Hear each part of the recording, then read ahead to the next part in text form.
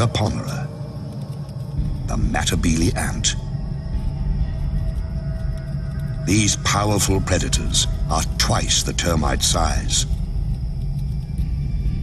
With the colony's hunger driving her, a Matabele scout searches for a target.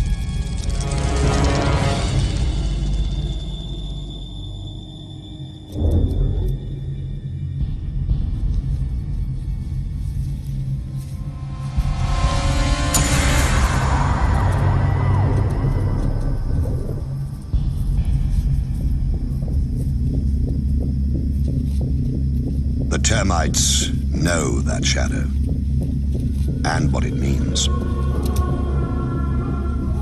War is coming. Soon. They can do nothing as the scout marks the target and a path to their home. The scout returns to the main force to recruit a raiding party from among her sisters at an abandoned termite mound the Matabele have commandeered.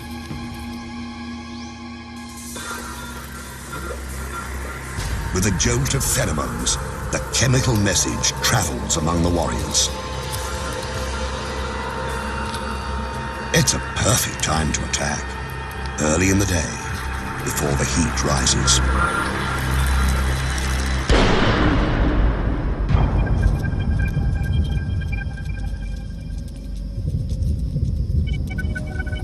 Matabele move out with the ominous, deliberate pace of a Roman legion.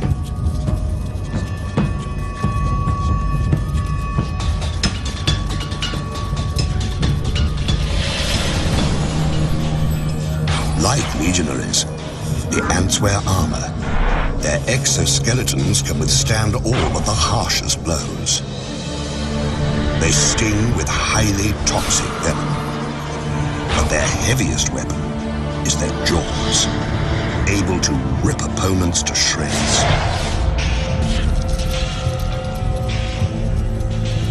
A raiding force can consist of 600 ants.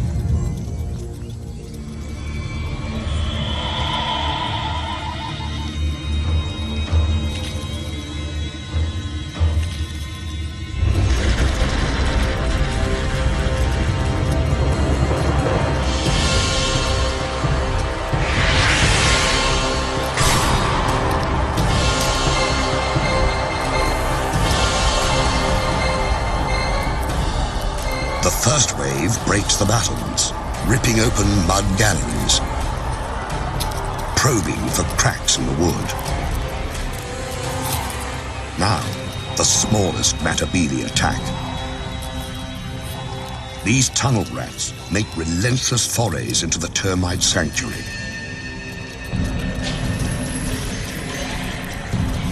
Heavier troops, some more than 2.5 centimeters long, line up for the grisly harvest. It's the devil's buffet. All you can kill, all you can carry.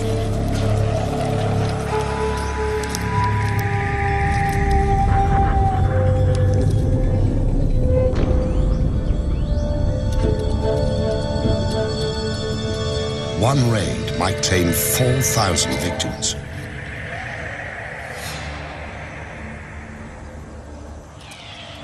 When the Matabele have all the dead termites they can manage, they head home. In a single day, a Matabele colony might send out 3 or 4 such forces.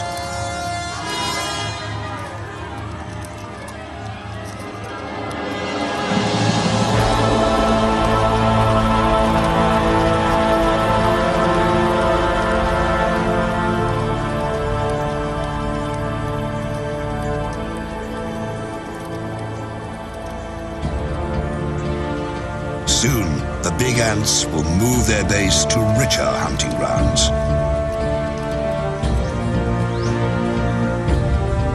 But today, their young will feast like kings, fattened on the spoils of war.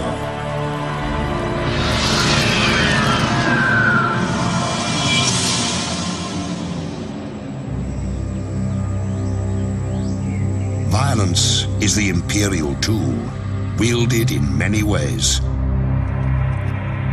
Sometimes to disrupt, sometimes to control.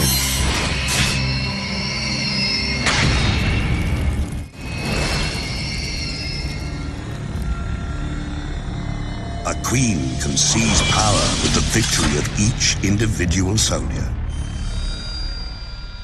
or by overwhelming force. Some empires grow so large, they send everything fleeing before them.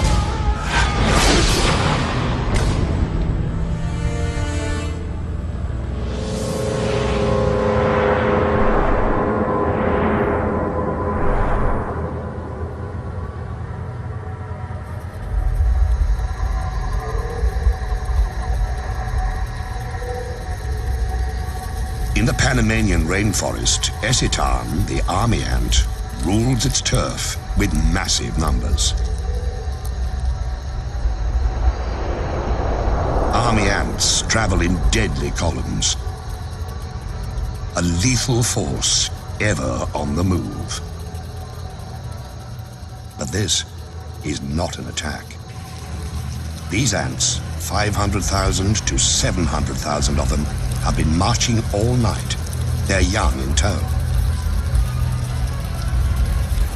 Theirs is a nomadic existence, embodied in their bivouac. Army ants are their own fortress, a living, breathing domain that travels on countless legs. And those legs are strong. One Eciton hanging by its claws can support another 100 ants. For a man to match that feat, he'd have to hold up 3 armored vehicles.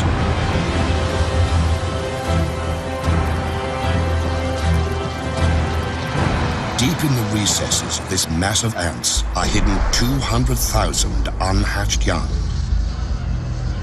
And the Eciton queen. She lays eggs by the million, keeping the colony alive and forcing it to find sustenance.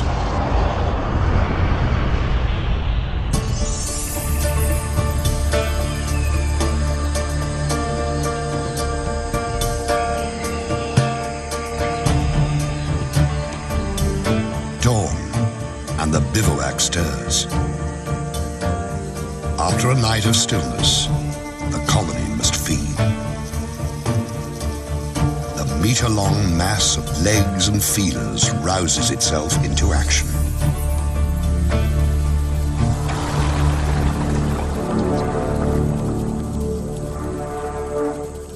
The ants begin in columns that branch apart and widen, becoming an invincible tide that can travel 300 meters a day. It's called a swarm raid, and it consists of several 100,000 ants.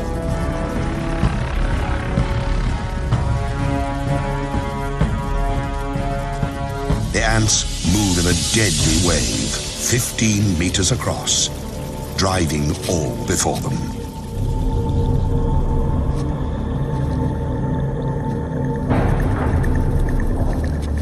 Those who fail to flee are doomed.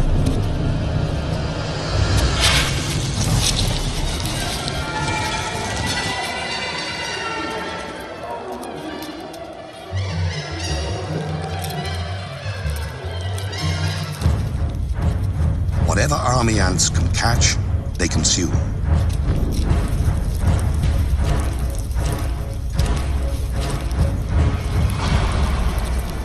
The attackers shred their prey so they can carry it back to feed the young.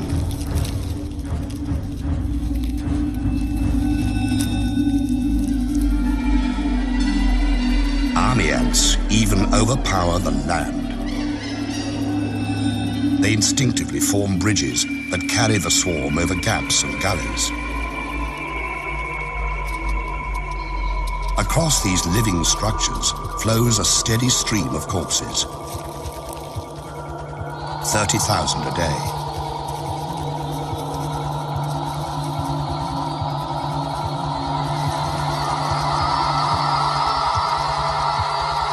But army ants have enemies.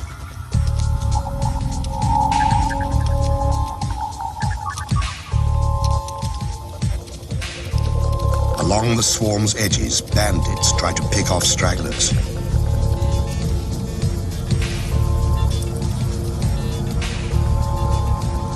Paratrachina, or crazy ants, are the anarchists of the forest. Small, but highly organized, they are willing to do anything to grab a meal.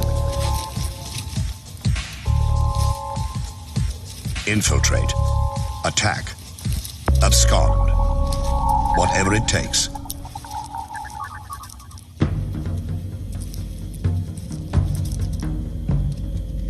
Instead of stingers, the crazy ant has spray jets that spew paralyzing venom. It lets the cruel little soldiers take down much larger opponents.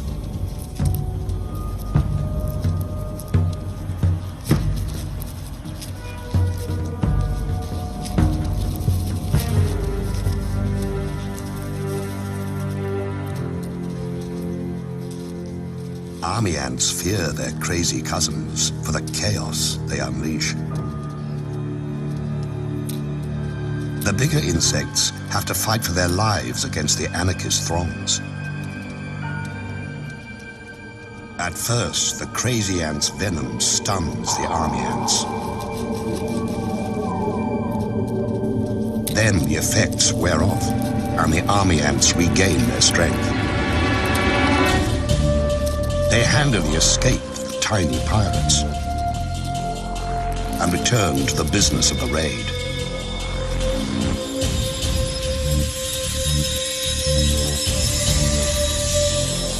In a week, an army ant colony kills and eats 250,000 creatures.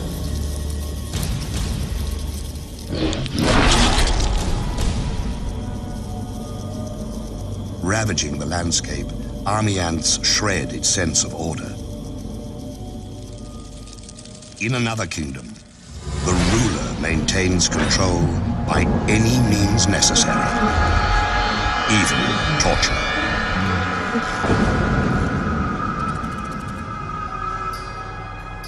The Empress can afford to be gracious. She has enforcers to do her dirty work. Relentless surveillance and oppression of any who deviate from the rules. In the kingdom of Mellifera, order is the order of the day.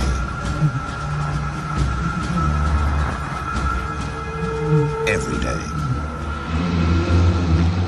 Mellifera, European honeybees, seem to lead a sweet existence, gathering pollen and turning it into gold.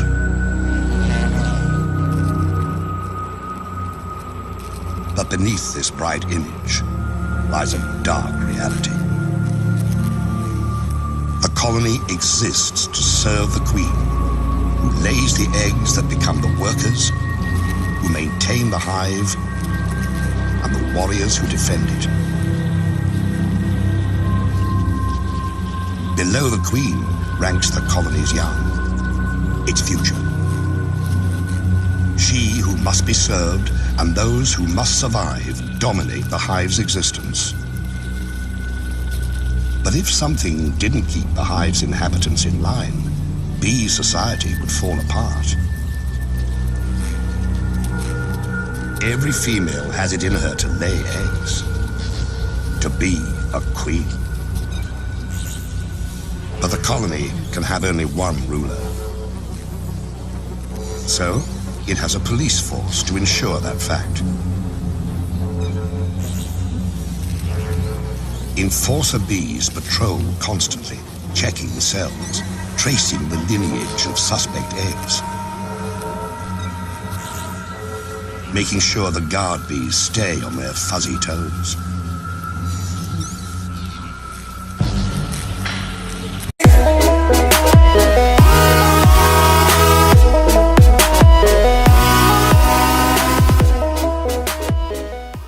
Revolutionaries. And in the hive, It takes very little to cross that line. All a rebellious female needs to do is lay an egg. By the regulations of the mellifera police state, that's a crime.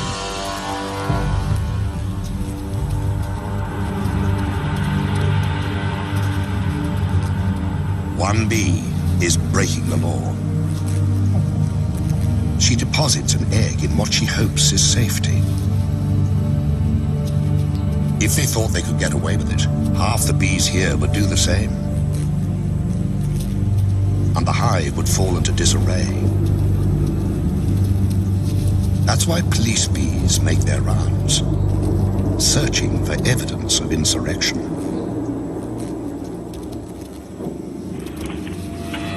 And they find it. For them, an outlaw egg contains the seeds of a colony's destruction, and so it must be destroyed.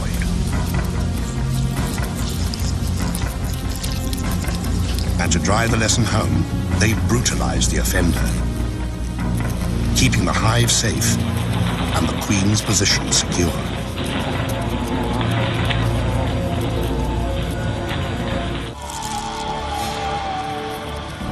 The natural order demands surrender. But in other realms, something far worse awaits.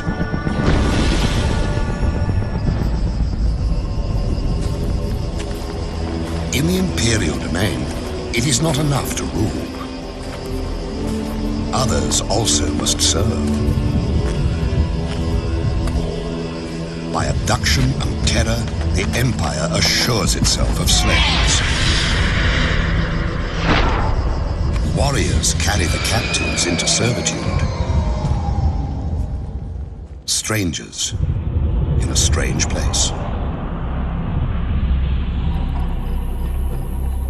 In Arizona, the kingdom of Polyergus needs its slaves. The queen has her consorts, the warriors, to do her bidding. All of these live royally, thanks to a servile class. Polyergus, the slave raider ant, requires slaves because the species has grown so specialized it cannot care for itself. Massive mandibles, perfect for killing, have little use off the battlefield. So this kingdom has two societies: those who reign and those who serve. The servant ants, dwarfed by their masters, are of the species Formica. They forage for food, raise the royal young, minister to the queen's every need and those of her workers. Born into bondage, they will die slaves. But this kingdom has woes. Its Formica slaves are dying of old age. It's time for the slave-raiding Polyergus to do what they do best: kill and plunder.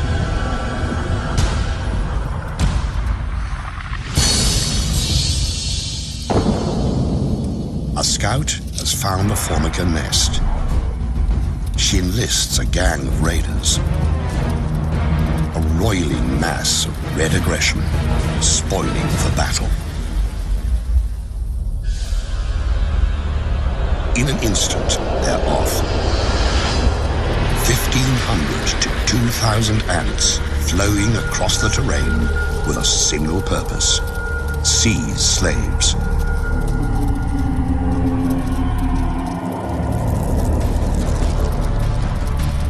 Streaming into the Formica nest, the Polyergus raiders unleash hell. They kill, but only when need be. They've really come to steal the unhatched Formica young.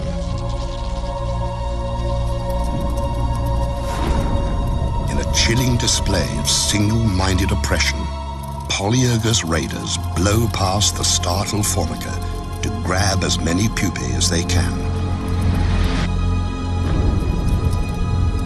It's not unusual for raiders to carry off 500 to 800 new slaves, decimating a colony.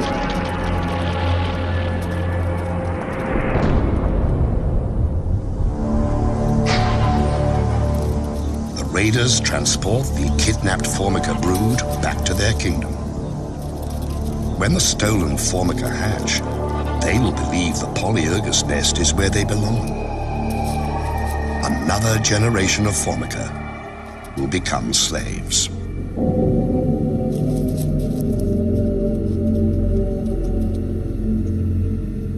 At the wrecked formica nest, the queen roams amid the ruins, her offspring abducted and enslaved.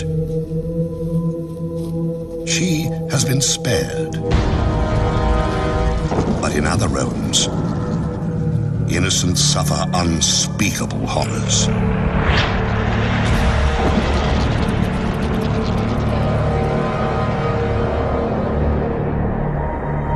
Some kingdoms steal youngsters to enslave them.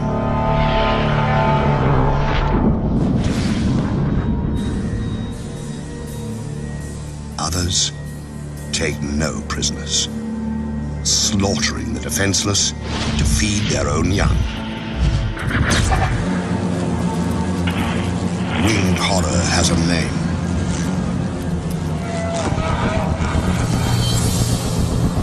Mandarinia, the giant hornet.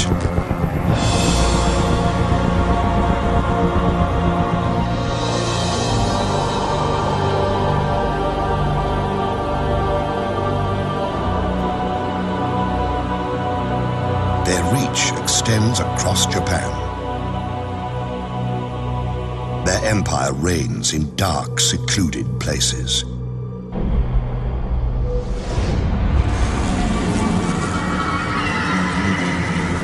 These hornets are at the peak of their powers. Their queen is vigorous.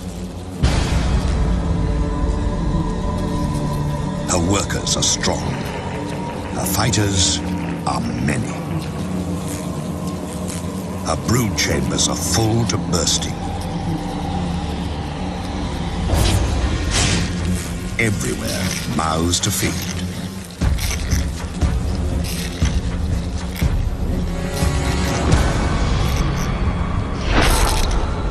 Countless larvae signal their relentless hunger by scratching at the walls of their cells.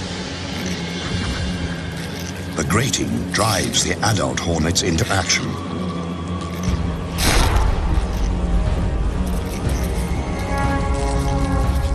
They have to feed the babies. And hornet babies live on flesh, ground into meatballs, and delivered by their caregivers. The larvae must feed constantly. So a single scout takes wing, ranging far afield to find fresh meat. At nearly 8 centimeters long, giant hornets are superb killers. Sharp talons seize prey. Powerful jaws sever limbs and decapitate victims. Compound eyes detect the slightest movement. And this scout has found a fat, defenseless target. A hive full of mellifera, European honeybees. The scout marks it with pheromones.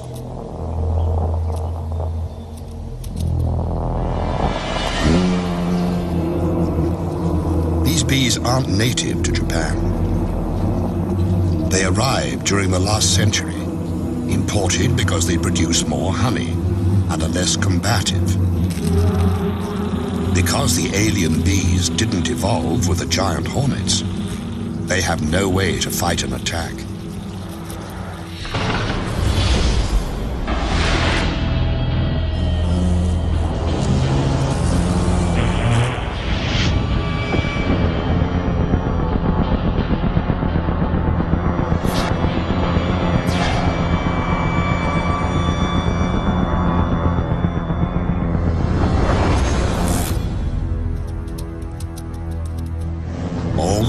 bees know to do is mass at the hive entrance. There, they prepare to fight to the death.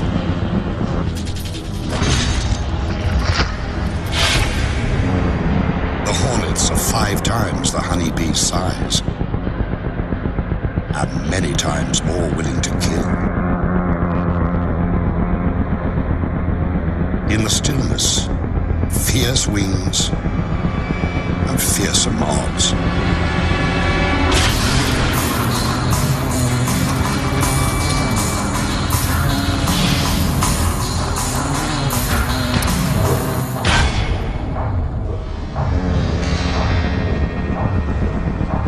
Valor has no place here, and yet the brave bees will not surrender or flee.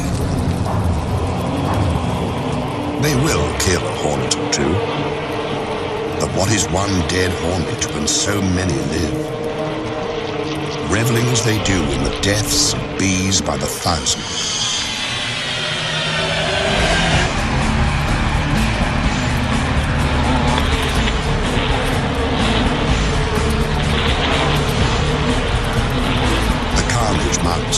A foregone conclusion playing itself out to a horrifying end.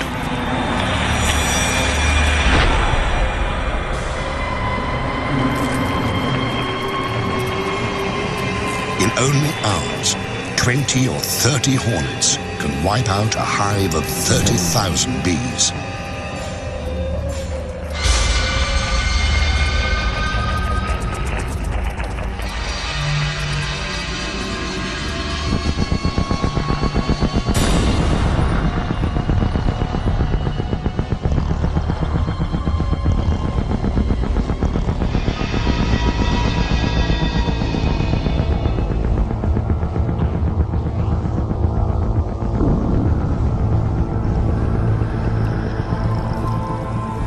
Killer hornets have reduced the defenders to a carpet of the dying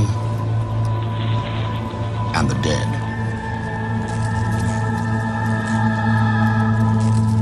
Now, they can rob at their leisure, sometimes for days.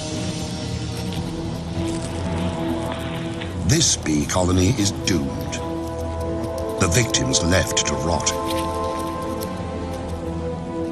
The raiders gorge on honey,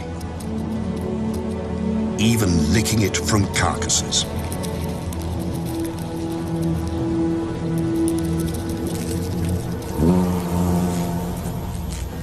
The unborn bees will be chewed into protein paste and fed to the hornet young.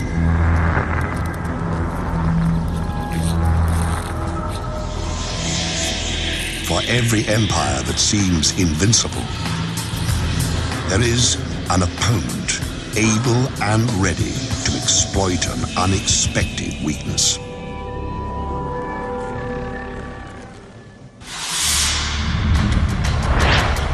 Empires attack, but they also must defend themselves. No matter how strong the fortress, the best defense is knowing your enemy.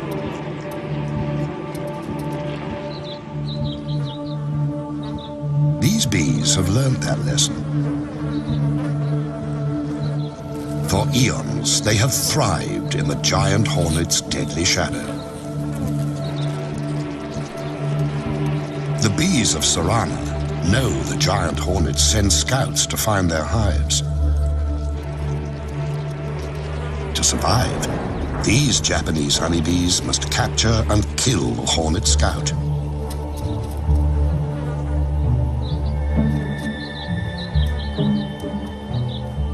And to do that, they have a secret weapon.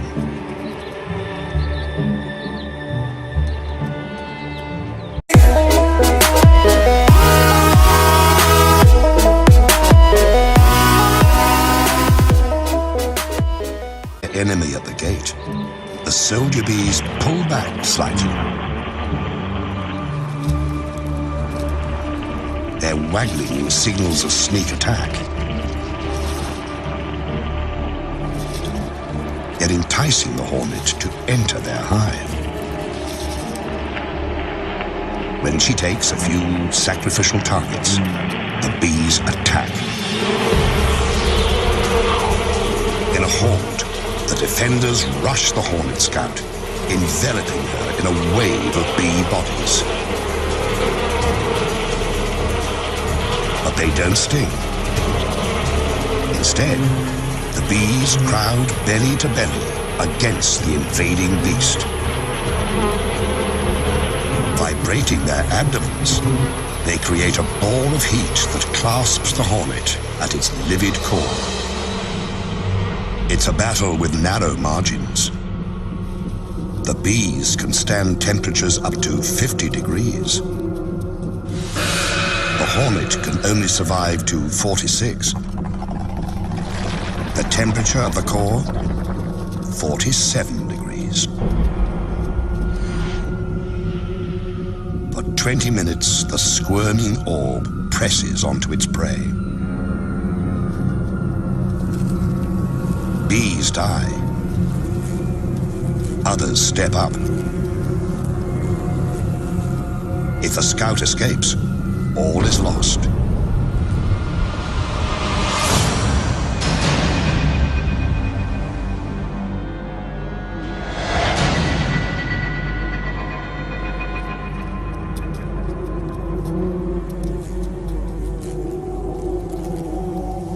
Finally, the flailing and gnashing cease.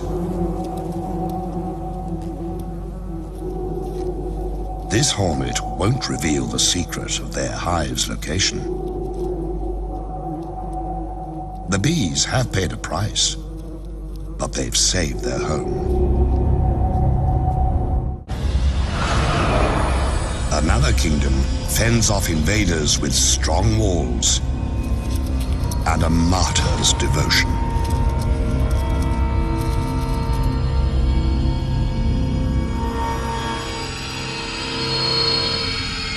In the land of Macrotermes, jousting for territory and resources never relents. An imposing citadel harbors a colony of African termites. Inside, a labyrinth of narrow passageways and bulkheads designed to thwart invaders.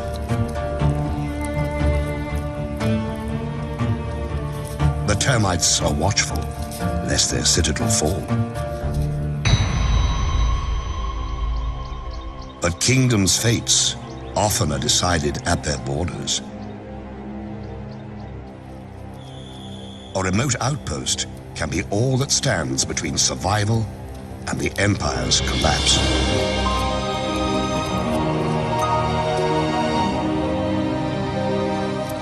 Outside the protective walls, foragers collect and transfer food back to the queen and her charges. They also watch for invaders. A Matabele scout appears. With their heads, termites send a subterranean alarm that ripples through the outpost.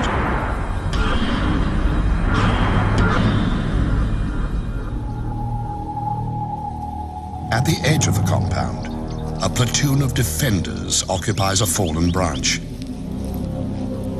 These soldier termites are strong and agile, prepared to give the last full measure. Few of their kind grow this large and strong. Their jaws can cut through human flesh. The encounter begins by ones and by twos.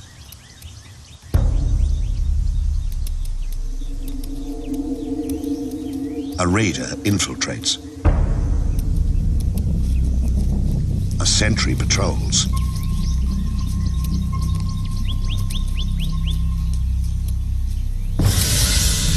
One death, and the battle is joined.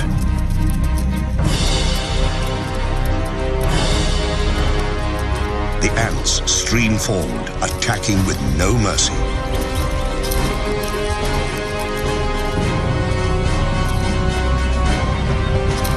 Using their mandibles, The termites attempt a defense. It's no use.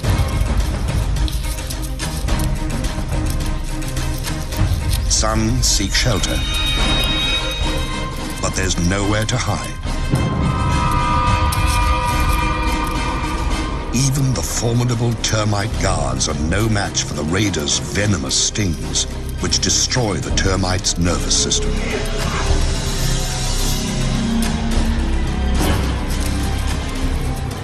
It's more feast than fight, as ants sting and slash the defenders to pieces.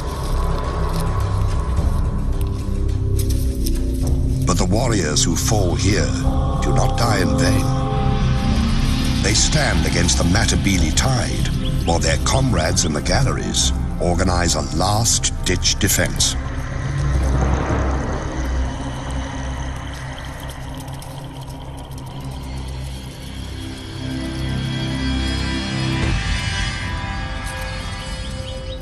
At the gates, the fighting intensifies. It's a classic tactic. Against superior forces, seize and hold the narrow passage. Stand your ground. Come home with your shield, or on it.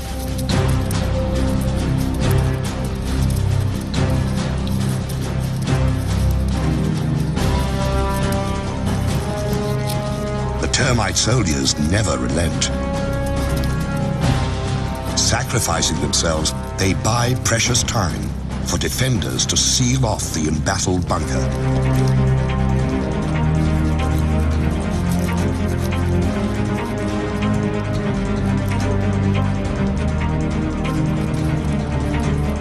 Denied entry, the Matabele withdraw to attack another day.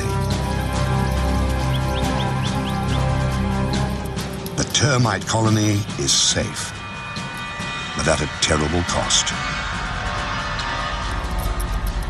The departing ants carry off hundreds of termite corpses that will nourish the invaders.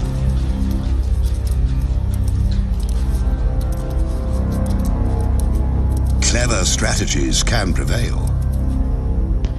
So can impenetrable defenses. But there's no way to prevent an attack from within. A kingdom's fate can turn in the blink of a treacherous eye.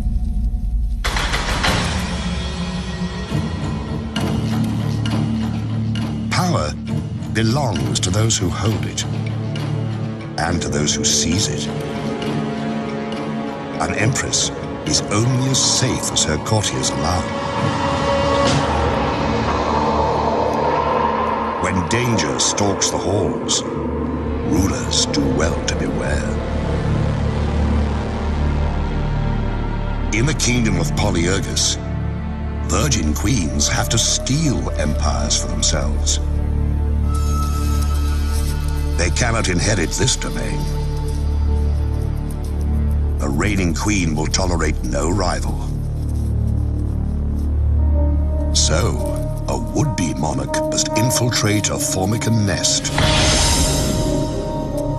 murder its queen, and steal her identity. To start their quest, young queens join a slave raid.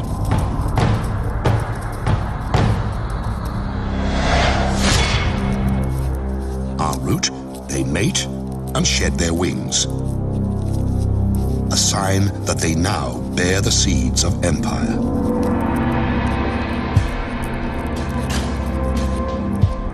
One queen has picked her target. She approaches the Formican nest, ready to seize power. But before this killer queen can attack, she must evade her quarry's protectors. She releases a pheromone. Like a chemical spell, the scent neutralizes and repels the Formica defenders. The colony's heart is where the queen is, and the interloper means to pierce that heart.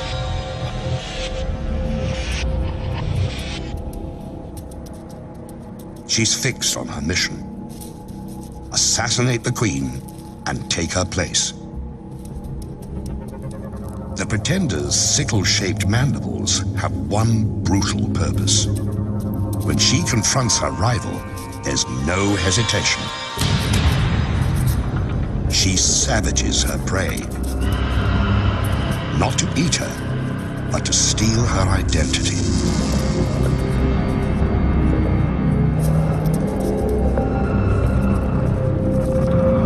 Attendants try to pull the wounded queen to safety, but the murderess will not allow it.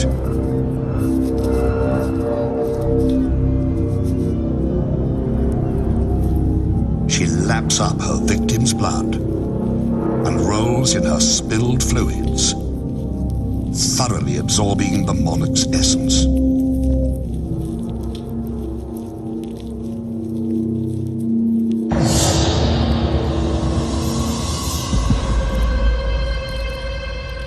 After 20 violent minutes, the Formican queen is left to die.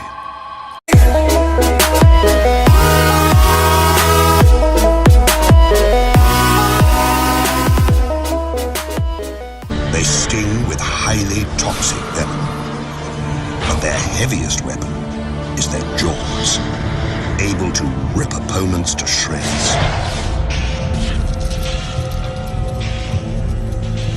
A raiding force can consist of 600 ants.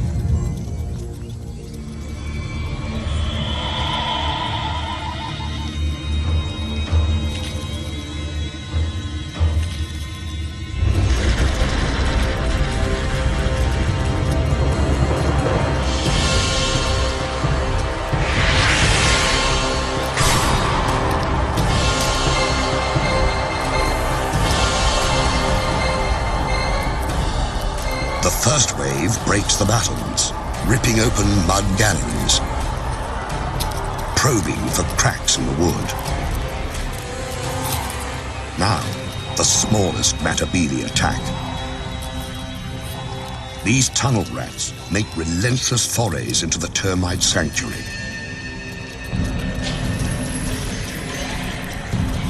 Heavier troops, some more than 2.5 centimeters long, line up for the grisly harvest. It's the devil's buffet. All you can kill, all you can carry.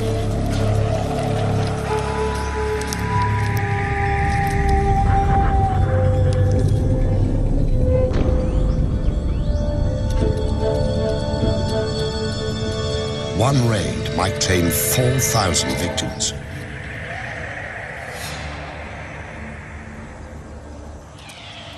When the Matabili have all the dead termites they can manage, they head home.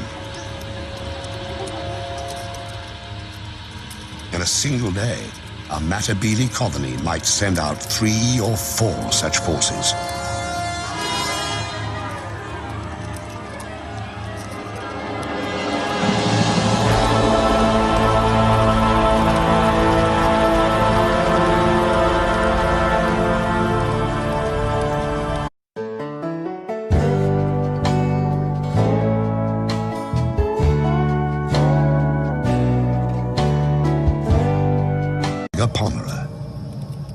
The Matabili ant. These powerful predators are twice the termite size. With the colony's hunger driving her, a Matabili scout searches for a target.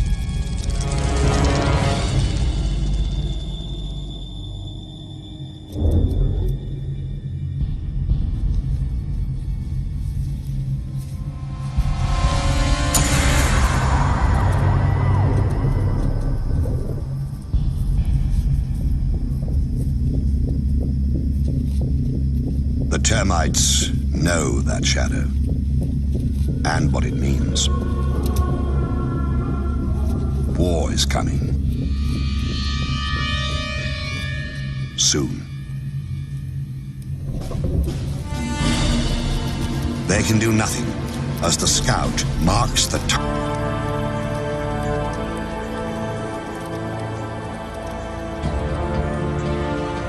Soon, the big ants will move their base to richer hunting grounds. But today, their young will feast like kings, fattened on the spoils of war.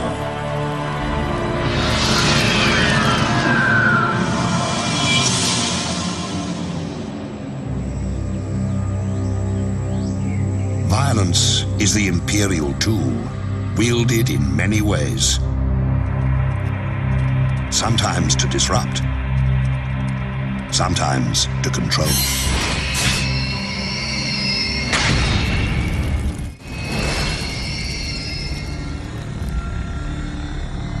A queen can seize power with the victory of each individual soldier,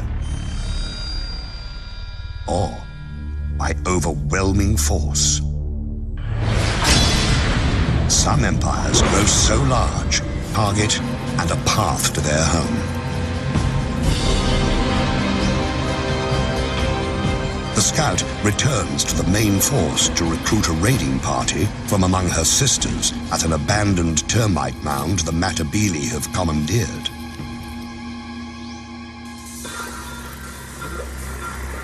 With a jolt of pheromones, the chemical message travels among the warriors. It's a perfect time to attack, early in the day, before the heat rises.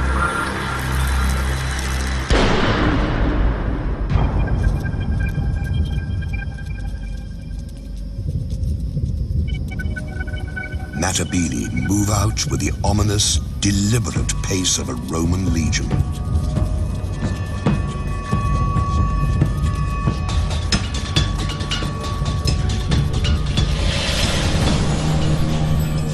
Like legionaries, the ants wear armor. Their exoskeletons can withstand all but the harshest blows.